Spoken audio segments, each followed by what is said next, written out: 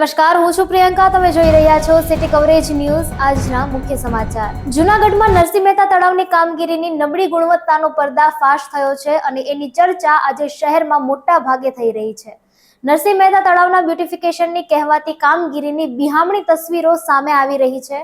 અત્યંત નબળી ગુણવત્તાનું કામ થઈ રહ્યું છે, જે અંગે ભાજપના જ કોર્પોરેટર અને બાંધકામ સમિતિના ચેરમેન જયેશ બોગરાએ પર્દાફાશ કર્યો છે. એટલું જ નહીં, આ મામલે છેક સીએમ સુધી ફરિયાદ કરી અને જવાબદારો સામે કડક પગલાંની ચીમકી ઉચ્ચારતા કોર્પોરેશનના અધિકારીઓ અને કોન્ટ્રાક્ટરોમાં દોડધામ મચી જવા પામી છે. ઉપર જે ટાઇલ્સ લગાવેલી છે, જે દિવાલો બનાવેલી છે, એ ખૂબ જ નબળી ગુણવત્તાનું કામ થયેલ છે.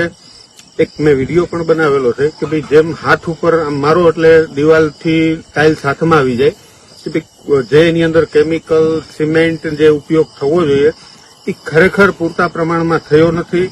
હવે આ અધિકારીઓ જે એની ઉપર છે એ લોકોએ કઈ રીતે કરાવેલું છે, આટલું નબળું કામ શું કામ કરાવેલું છે, આમની તપાસની હું પણ ઉપર માંગણી કરીશ અને આમાં જે તે અધિકારી જે કાંઈ સંડોવાયેલા હોય એમની ઉપર કડકમાં કડક પગલાં લેવાય.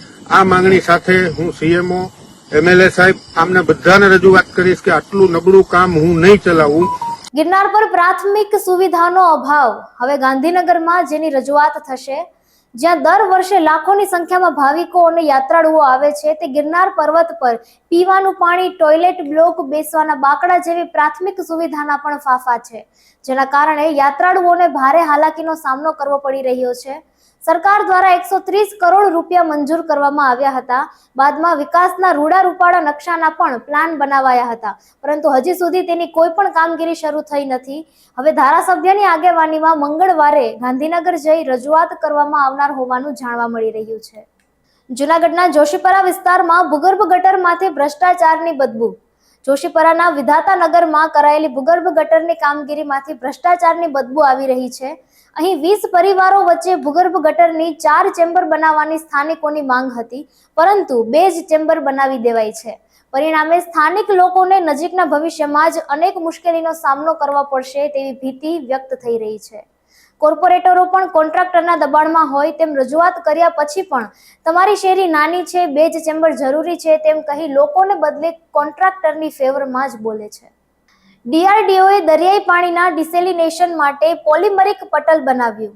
સંરક્ષણ, સંશોધન અને વિકાસ સંગઠન ડીઆરડીઓએ ઉચ્ચ દબાણવાળા દરિયાઈ પાણીના ડિસેલિનેશન માટે સ્વદેશી પોલિમરિક પટલ વિકસાવ્યું છે.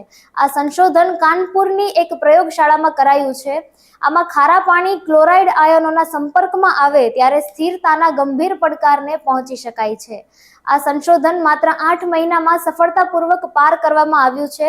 500 કલાકના પરીક્ષણ બાદ તેને અંતિમ ઓપરેશનલ ક્લિયરન્સ અપાયું છે.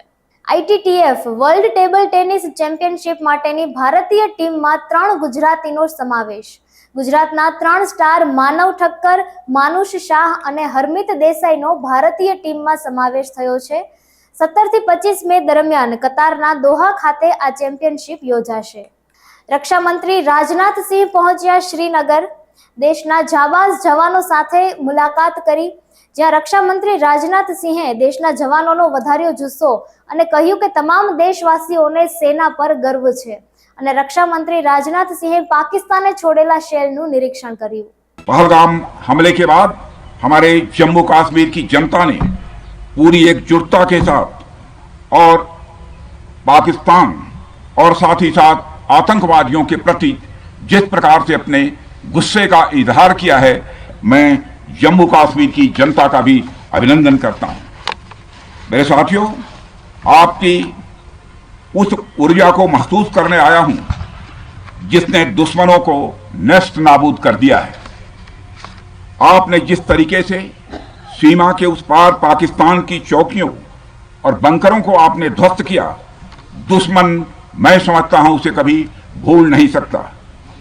आपने देखा होगा कि आमतौर पर लोग जोश में होश खो देते हैं, लेकिन आपने जोश भी रखा, होश भी रखा और सूझबूझ के साथ दुश्मनों के ठिकानों को आपने बर्बाद किया है. आज मैं यहां रक्षा मंत्री के साथ साथ एक मैसेंजर के रूप में भी आप सबके सामने मौजूद हूं. पूरे देश की शुभकामनाएं, उनकी प्रार्थनाएं और उनकी कृतज्ञता को लेकर आप सबके बीच यहाँ मैं मौजूद हूं। एक तरह से आप समझिए कि मैं एक डाकिया बनकर आपके बीच आया हूं और देशवासियों का संदेश लाया हूं। संदेश यह है कि हमें हमारी सेनाओं पर गर्व है। વસ્તી ગણતરીમાં ગુજરાતીમાં કહેવત છે કે સિંહના ટોળા ન હોય, પરંતુ હવે સિંહનું એક સાથે ટોળામાં રહેવાનું સામાન્ય થઈ ગયું છે। વસ્તી ગણતરી દરમિયાન 20 સભ્યોનું એક ટોળું સાથે રહેતું હોવાનું બહાર આવ્યું છે। એટલું જ નહીં, 10 થી 12 સિંહ એક સાથે રહેતા હોવાના અનેક કિસ્સા ધ્યાનમાં આવ્યા છે। ઓપરેશન સિંદૂરમાં પાકિસ્તાનમાં ભારતીય સેનાએ આતંકવાદી અડ્ડાઓમાં તબાહી મચાવ્યાની ખુશીમાં ભાજપ દ્વારા દેશભરમાં તિરંગા યાત્રા કાઢવામાં આવી રહી છે। ત્યારે યુદ્ધ વિરામ મુદ્દે હવે કોંગ્રેસ દેશભરમાં જય હિન્દ સભાઓ યોજી અને સવાલો ઉઠાવશે। સિટી કવરેજ ન્યૂઝના ડેઇલી અપડેટ માટે અમારી ચેનલને લાઇક કરો, શેર કરો અને સબસ્ક્રાઇબ કરો। આવતીકાલે મળીશું ફરી નવા સમાચારો સાથે। City coverage news Junagadh.